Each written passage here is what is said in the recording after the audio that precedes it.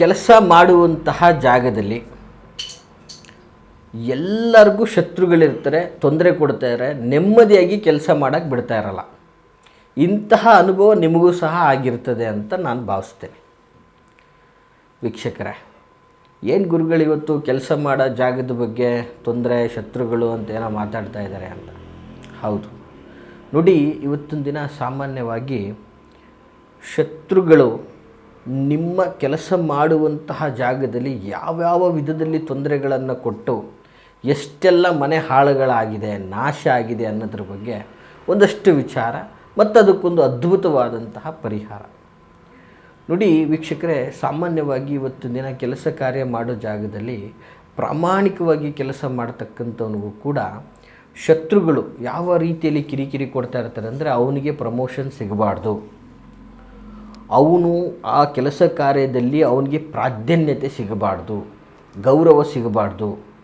ಶತ್ರುಗಳಂದರೆ ಸಾಮಾನ್ಯ ಅಲ್ಲ, ಅವನಿಗೆ ಆ ಜಾಗದಿಂದನೇ ಎತ್ತಂಗಡಿ ಮಾಡಿಸ್ಬೇಕು, ಅಥವಾ ಆ ಕೆಲಸನೇ ಅವನಿಗೆ ನಾಶ ಆಗಿಬಿಡಬೇಕು, ಅಥವಾ ಆ ಕೆಲಸ ಮಾಡೋ ಜಾಗದಲ್ಲಿ ಅವನಿಗೆ ಕಿಂಚಿತ್ತು ಬೆಲೆ ಇರಬಾರ್ದು, ಅವಮಾನ ಆಗಬೇಕು, ಅಪಮಾನ ಆಗಬೇಕು, ತೊಂದರೆ ಆಗಬೇಕು. ಈ ರೀತಿಯಲ್ಲಿ ಶತ್ರುಗಳು ಮಾಡುವಂತಹ ಕುತಂತ್ರಗಳಿಗೆ ಬಲಿಯಾಗಿ ಎಷ್ಟೋ ಜನಗಳು ಮಾಡೋ ಕೆಲಸಗಳನ್ನು ಬಿಟ್ಟು ನಾಶವಾಗಿ ಹೋಗಿರ್ತಕ್ಕಂಥದ್ದು. ಕೆಲವು ಜನಗಳೇನಾಗ್ತದೆ, ಕೆಲವು ಸಲ ಏನೋ ದೊಡ್ಡ ಹುದ್ದೆಗೆ ಬಂದುಬಿಟ್ಟಿದ್ದಾನೆ ಅವ್ರ ಮನೆಯಲ್ಲಿ ಅಂತಂದರೆ ಸಂಬಂಧಿಕರಿಗೆ ದೃಷ್ಟಿ ಬಿದ್ದುಬಿಡುತ್ತೆ. ಓ, ಇವನು ಬೇಗ ಶ್ರೀಮಂತ ಆಗಿಬಿಡ್ತಾನೆ, ಎಂಥ ದೊಡ್ಡ ಕೆಲಸದಲ್ಲಿದ್ದಾನೆ, ಹೆಂಗಾರ ಮಾಡಿ ಆ ಕೆಲಸದಲ್ಲಿಂದ ಅವನು ತೆಗೆಸ್ಬೇಕು, ಅವನ ಕೆಲಸ ನಾಶ ಮಾಡಿಸ್ಬೇಕು, ಅಥವಾ ಆ ಕೆಲಸ ಮಾಡೋ ಸ್ಥಳದಲ್ಲಿ ಅವನಿಗೆ ನಾಯಿಗಾದರೂ ಬೆಲೆ ಇರಬೇಕು, ಅವನಿಗೆ ಬೆಲೆ ಇರಬಾರ್ದು. ಈ ಥರದ್ದೆಲ್ಲ ಆಲೋಚನೆ ಮಾಡ್ತಕ್ಕಂಥದ್ದನ್ನು ನಾವು ನೋಡ್ತೀವಿ. ಯಾವುದೋ ಒಂದು ಕೆಲಸ ಅಂತಲ್ಲ, ಎಲ್ಲ ಉದ್ಯಮ ಕ್ಷೇತ್ರಗಳಲ್ಲೂ ಇರತಕ್ಕಂಥದ್ದೇ ಇದು. ಸರ್ಕಾರಿ ಉದ್ಯೋಗ ಕ್ಷೇತ್ರದಲ್ಲಿ ಆಗ್ಬೋದು, ಅಥವಾ ಪ್ರೈವೇಟೈಜೇಷನ್ ಕಂಪನಿಗಳಲ್ಲಾಗಿರ್ಬೋದು, ಕಾರ್ಖಾನೆಗಳಲ್ಲಾಗಿರ್ಬೋದು. ನೋಡಿ, ಇವತ್ತಿನ ದಿನ ಅವರವರ ಕ್ಷೇತ್ರಗಳಿಗೆ ಅವರವ್ರದ್ದೇ ಒಂದು ಯೂನಿಯನ್ಗಳನ್ನು ಬೇರೆ ಮಾಡ್ಕೊಂಬಿಟ್ಟಿರ್ತಾರೆ. ಯೂನಿಯನ್ಗಳ ಲೀಡ್ರ್ಗಳಾಗ್ಬಿಟ್ಟಿರ್ತಾರೆ. ಅವ್ರ ಲೀಡ್ರ್ ಅವನ ಮಾತು ನಾವೇ ಕೇಳಬೇಕು, ಅವನೇ ಯಾಕೆ ಲೀಡ್ರ್ ಆಗಬೇಕು. ಈ ರೀತಿಯಲ್ಲಿ ಲೀಡ್ರ್ಗಳಾದಂಥವರು ಕೆಳವರ್ಗದ ನೌಕರರನ್ನ ಒಂಥರ ನಾಯಿಗಿಂತ ಕಡೆಯಾಗಿ ನೋಡ್ತಾ ಇರ್ತಕ್ಕಂಥವ್ರು ಆಗಿರ್ತಾರೆ. ಮತ್ತು ಕೆಲವು ಸರ್ಕಾರಿ ಉದ್ಯೋಗ ಕ್ಷೇತ್ರಗಳಲ್ಲೂ ಕೂಡ ಅಷ್ಟೇ, ಮೇಲಧಿಕಾರಿಗಳಿಂದ ಕಿರುಕುಳಗಳಾಗ್ತಾ ಇರುತ್ತೆ. ಕೆಲವು ಸ್ತ್ರೀಯ ಅಧಿಕಾರಿಗಳೇ ಆಗಿರ್ಬೋದು, ಪುರುಷ ಅಧಿಕಾರಿಗಳೇ ಆಗಿರ್ಬೋದು, ಪುರುಷ ನೌಕರರೇ ಆಗಿರ್ಬೋದು, ಸ್ತ್ರೀ ನೌಕರರೇ ಆಗಿರ್ಬೋದು, ಅವರು ಒಂದು ನೆಮ್ಮದಿಯಾಗಿ ಕೆಲಸ ಮಾಡಲಿಕ್ಕೇ ಬಿಡ್ತಾ ಇರೋದಿಲ್ಲ. ಕೆಲಸದ ಒತ್ತಡ ಹೆಚ್ಚಾಗ್ತಾ ಇರ್ತಾರೆ. ಅವರು ಕತ್ತೆ ಥರ ದುಡಿದ್ರೂ ಕೂಡ ಅವ್ರಿಗೆ ಒಂದು ಸಣ್ಣ ರೆಕಗ್ನೈಸು ಕೂಡ ಇರೋದಿಲ್ಲ. ಮತ್ತು ಕೆಲವು IT ಕ್ಷೇತ್ರಗಳಲ್ಲೂ ಕೂಡ ಅಷ್ಟೇ, ಅವರು ಆ ಕಂಪ್ಯೂಟ್ರಲ್ಲಿ ಕೆಲಸ ಮಾಡಿ ಮಾಡಿ ಕಣ್ಣುಗಳೇ ಕಳ್ಕೊಂಡಿರ್ತಕ್ಕಂಥ ಎಷ್ಟೋ ಜನಗಳಿದ್ದಾರೆ. ಸೊ ಅಷ್ಟೆಲ್ಲ ಮಾಡಿದ್ರೂ ಕೂಡ ಕತ್ತೆ ಥರ ದುಡಿಸ್ಕೊಂಡು ಕೂಡ ಅವ್ರಿಗೆ ಸಾಮಾನ್ಯವಾಗಿ ಕೂಡ ಅವ್ರಿಗೆ ಸಿಗಬೇಕಾದಂಥ ಸೌಲಭ್ಯಗಳಿಂದ ವಂಚಿತರನ್ನಾಗಿ ಮಾಡಿಬಿಟ್ಟಿರ್ತಾರೆ. ಎಷ್ಟೋ ದಿನಗಳ ಕನಸು, ನಾನು ಪ್ರಾಮಾಣಿಕವಾಗಿ ವರ್ಕ್ ಮಾಡಿ ನಾನು ಫಾರಿನ್ಗೆ ಹೋಗಬೇಕು, ಈ ಕಂಪನಿಯಿಂದ ನಾ ಅವಕಾಶ ಗಿಟ್ಟಿಸ್ಕೋಬೇಕು, ಫಾರಿನಲ್ಲಿ ಹೋಗಿ ನಾನು ಕಂಪನಿ ರೆಪ್ರೆಸೆಂಟೇಟಿವ್ ಮಾಡಬೇಕು ಅಂತ. ಆದರೆ ಅವನು ಎಲಿಜಿಬಿಲಿಟಿ ಇದ್ದರೂ ಕೂಡ ಕಂಪನಿಲಾಗುವಂಥ ರಾಜಕೀಯ ವ್ಯವಸ್ಥೆಯಿಂದಾಗಿ ಅವಕಾಶ ಬೇರೆಯವ್ರಿಗೆ ಹೋಗ್ಬಿಡುತ್ತೆ. ಸೊ ಹೀಗೆ ಶತ್ರುಗಳು ಪ್ರತಿಯೊಂದು ವಿಧದಲ್ಲೂ ಕೂಡ ತೊಂದರೆಯನ್ನಾಗಿ ಗುರಿ ಮಾಡ್ತಾ ಇರ್ತಾರೆ. ಹೀಗೆ ಉದ್ಯೋಗ ಕ್ಷೇತ್ರಗಳಲ್ಲಿ ತುಂಬ ಸಂಕಷ್ಟವನ್ನು ಅನುಭವಿಸ್ಕೊಂಡು ಶತ್ರುಗಳು ಪರದಾಡ್ತಾ ಇರ್ತಾರೆ. ಅಂತಹ ಶತ್ರುಗಳಿಗೆ, ಅಂತಹ ಸಂದರ್ಭಗಳಲ್ಲಿ ಇಂತಹ ಶತ್ರುಗಳು ನಾಶ ಆಗಬೇಕಂದ್ರೆ, ಇಂತಹ ಶತ್ರುಗಳು ನಿಮ್ಮ ಎದುರುಗಡೆ ಮೆರಿಬಾರ್ದು, ನಿಮ್ಮ ಕಂಡ್ರೆ ಭಯ ಪಡಬೇಕು, ನಿಮ್ಮ ಕಂಡ್ರೆ ನಡುಗಬೇಕು ಅಂತಂದರೆ ಏನು ಮಾಡಬೇಕು ನೋಡಿ. ಬಹಳ ಸುಲಭವಾದಂತಹ ಒಂದು ವಿಶಿಷ್ಟವಾದಂತಹ ತಂತ್ರ ಇದು. ಈ ಒಂದು ದೈವಿಕ ತಂತ್ರವನ್ನು ಸರಿಯಾದ ರೂಪದಲ್ಲಿ ನೀವು ಭಕ್ತಿಯಿಂದ ಮಾಡಿದ್ದೆ ಆದರೆ ಇದು ಒಂದು ಅವರನ್ನು ಸರ್ವನಾಶನೆ ಮಾಡಿಬಿಡುವುದು. ವೀಕ್ಷಕರೇ ನೋಡಿ, ಇವತ್ತು ನಾವು ಯಾರೋ ಒಬ್ಬರಿಗೆ ಕೆಟ್ಟದ್ದನ್ನು ಬಯಸ್ತಾ ಇಲ್ಲ, ಕೆಟ್ಟದ್ದನ್ನು ಬಯಸುವಂತಹ ವ್ಯಕ್ತಿಗಳಿಗೆ ತಕ್ಕ ಪಾಠವನ್ನು ಕಳಿಸುವಂತಹ ಒಂದು ತಂತ್ರ ಆಗಿರ್ತದೆ. ಹಾಗಾದರೆ ಏನು ಮಾಡಬೇಕು ಅಂತಂದರೆ ವೀಕ್ಷಕರೇ, ಬಹಳ ಸುಲಭವಾದಂತಹ ತಂತ್ರ. ನಿಮ್ಮ ಶತ್ರುಗಳು ಕೆಲಸ ಕಾರ್ಯ ಮಾಡುವಂತಹ ಜಾಗದಲ್ಲಿ ಅಥವಾ ವ್ಯಾಪಾರ ವ್ಯವಹಾರ ಮಾಡುವಂತಹ ಜಾಗದಲ್ಲಿ ಆ ಶತ್ರುಗಳು ಸ್ತ್ರೀನೇ ಆಗಿರಲಿ, ಅಥವಾ ಪುರುಷರೇ ಆಗಿರಲಿ, ಸ್ತ್ರೀ ಆಗಿದ್ದರೆ ಸ್ತ್ರೀ ಬೊಂಬೆ, ಪುರುಷರಾಗಿದ್ದರೆ ಪುರುಷ ಬೊಂಬೆ. ದಯವಿಟ್ಟು ನೋಟ್ ಮಾಡ್ಕೊಳ್ಳಿ ವೀಕ್ಷಕರೇ.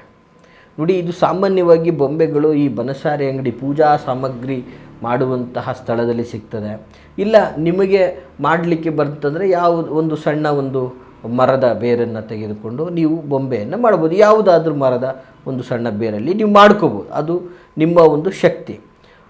ತೆಗೆದುಕೊಂಡು ಆ ಒಂದು ಬೊಂಬೆಯನ್ನು ತೆಗೆದುಕೊಂಡು 11 ದಿನಗಳ ಕಾಲ, ವೀಕ್ಷಕರೇ ಸರಿಯಾಗಿ ನೋಟ್ ಮಾಡ್ಕೊಳ್ಳಿ, 11 ದಿನಗಳ ಕಾಲ ಬ್ರಾಹ್ಮಿ ಮುಹೂರ್ತದಲ್ಲಿ ಎದ್ದು ಆ ಬೊಂಬೆಗೆ ಮುಂದೆ ಓಂ ಕ್ಲೀಂ ಲಾ ಭದ್ರಕಾಳಿ ತ್ರೈಲೋಕ್ಯಂ ಶತ್ರುನಾಶಾಯ ಸ್ವಾಹ ಎಂಬ ಮಂತ್ರವನ್ನು 28 ಬಾರಿ ಪಠನೆಯನ್ನು ಮಾಡಿ.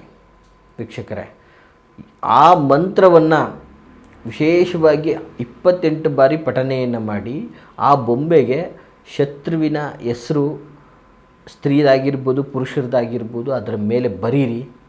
ಬರೆದ ನಂತರ ಊರ ಹೊರಗಡೆ 3 ದಾರಿ ಸೇರುವಲ್ಲಿ ಅದನ್ನು ಸಂಪೂರ್ಣವಾಗಿ ಬರ್ನ್ ಮಾಡಿ ಸುಟ್ಟಾಕ್ಬಿಡಿ. ಹೀಗೆ ಮಾಡಿದರೆ ಶತ್ರು ಸಂಪೂರ್ಣ ಖಂಡಿತವಾಗಿ ನಾಶ ಆಗಿಬಿಡ್ತಾನೆ.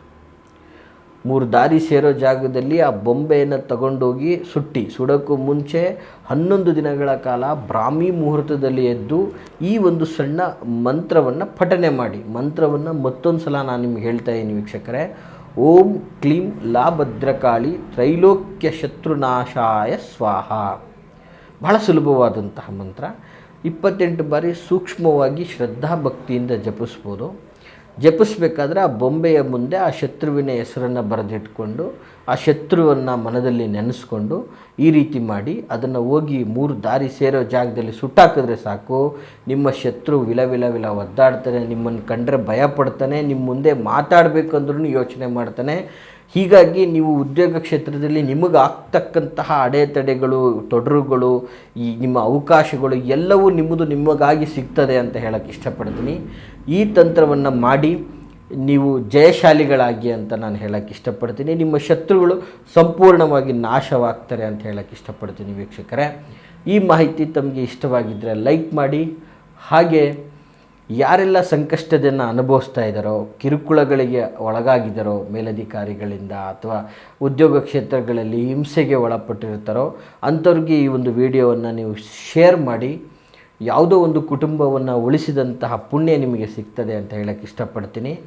ಹಾಗಾಗಿ ಅದಲ್ಲದೆ ನಿಮ್ಮ ಯಾವುದೇ ಥರದ ಒಂದು ಪ್ರಶ್ನೆಗಳನ್ನು ಮುಕ್ತವಾಗಿ ನಮ್ಮೊಟ್ಟಿಗೆ ನೀವು ಹಂಚ್ಕೋಬೇಕು ಅನ್ನೋದಾದರೆ ಈ ವಿಡಿಯೋ ಮುಂದೆ ಕಾಣ್ತಾ ಇರತಕ್ಕಂತಹ ಸಂಖ್ಯೆಗೆ ಕರೆ ಮಾಡಿ ಅಂತ ಹೇಳ್ತಾ, ಹಾಗೆ ತಾವು ನಮ್ಮನ್ನು ನೇರವಾಗಿ ಭೇಟಿ ಮಾಡಲಿಕ್ಕೆ ಇಚ್ಛಿಸಿದ್ದಲ್ಲಿ ನಾವಿರುವಂಥದ್ದು ಮೈಸೂರಿನ ವಿಜಯನಗರ 2ನೇ ಹಂತ KD ಸರ್ಕಲಲ್ಲಿ ನಮ್ಮ ಕಚೇರಿ ಇರ್ತಕ್ಕಂಥದ್ದು.